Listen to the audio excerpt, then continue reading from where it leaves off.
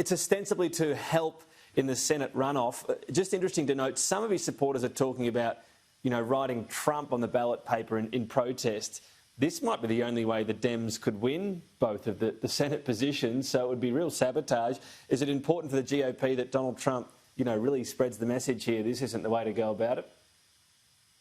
Well, it sure is. It's crucial because, as Australians know better than probably anybody, disunity is death. And at the moment, the Georgian Republican Party is just eating itself alive. This is a long-standing problem in Georgia. You have to realise that the reason, for instance, that Kelly Loeffler, one of these senators going into this runoff on January 5, didn't win on November 3 is because the Conservative vote was split between her and another GOP representative, Doug Collins, who's a favourite of President Trump, and who President Trump asked the governor, Kemp, to actually put forward for that empty Senate role back last year, and Kemp refused. So Kemp has raised the ire of Trump people for many, many months. And we're seeing played out on the national stage what is an internal problem within the Republican Party of Georgia. And really, it's a last-ditch hope that President Trump tonight finds some way of kind of threading the needle and uniting Republicans. If his base doesn't get out and vote on January 5, then the Democrats will win, and that means that they will control the Senate, and that means that Joe Biden will be pushed by the most progressive elements of the Democratic Party to do these very radical things that will change the face of American politics forever, really. Donald Trump's still not giving up in the contest, and you mentioned, of course, Governor Brian Kemp there in Georgia saying no to a request to overturn the victory and order an audit of the vote. This challenge, this rolling it's a cross between a legal challenge and just sort of exhortations to people to help him out. Donald Trump seems almost friendless in trying to still pursue the election result.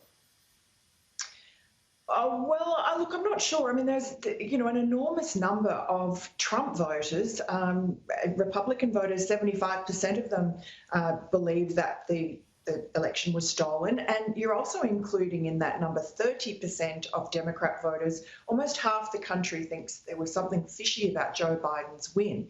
And there certainly are there's quite good evidence that there was electoral fraud, or at least a situation where the Democrats managed to change rules in these swing states under cover of the pandemic and effectively allow themselves to do vote harvesting on an industrial scale. So there are legitimate causes for concern, but the idea that that is going to translate into the courts agreeing to overturn the election, it looks fanciful at this stage. You just saw on Friday that the Trump campaign and their allies, because it's not just the Trump campaign bringing lawsuits, lost in six states, including in Nevada, where they had a hearing that looked promising and ended up falling over because the sort of rhetoric that you are hearing that sounds quite compelling about election fraud and videos and so on ends up, when it goes to court, is not so compelling. And you have Republican judges, even Trump-appointed judges, who are knocking it back.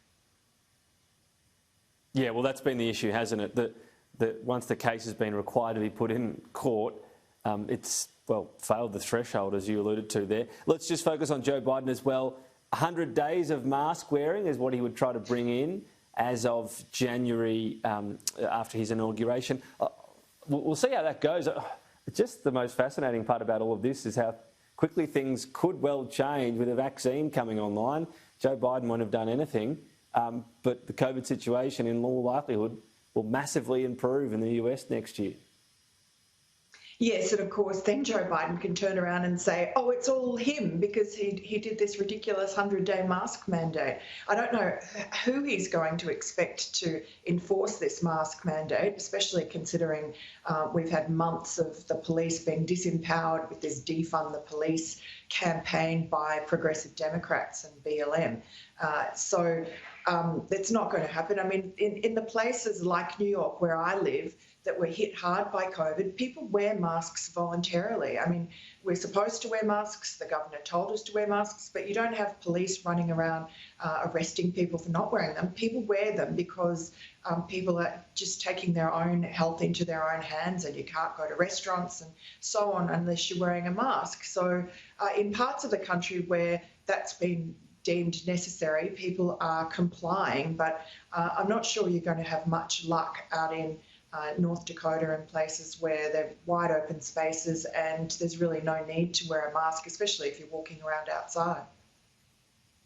No, well, yeah, given what we've seen in some places and you know, some of the blow-ups over them, yes, it is seemingly something some people will never do. I wanted to ask you finally, really interesting tweet from Joe Biden's National Security Advisor in the wake, of course, of the China-Australia spat that's been going on. So this tweet, I think, and we'll bring it up, it emphasises right now, so here it is, the Australian people have made great sacrifices to protect freedom and democracy around the world.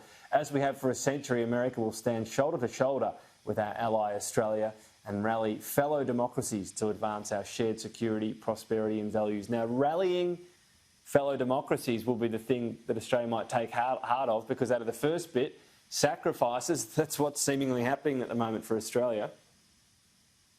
Sure is, and China's shown that it wants to make basically an example of Australia, and is behaving just appallingly, as we know. And so I guess it's heartening that you see the Biden administration perhaps stepping up to protect Australia. But, you know, from his record, Joe Biden has been notoriously weak on China. It was during his part of the Obama administration, when he was the point man for Beijing, that Xi Jinping got away with so much and was emboldened to go and start militarising those islands in the South China Sea, you know, rip off American and international IP, you know, just decide that it was going to become very aggressive with you know, places like Hong Kong and Taiwan, and none of that really was pushed back on. And so there were 8 years when China became emboldened, and we are now reaping the whirlwind, unfortunately. And, you know, since Donald Trump now looks to have lost the election, we've lost that big ally. So I guess we can take heart that that's a signal that the Biden administration is not going to abandon Australia, at least.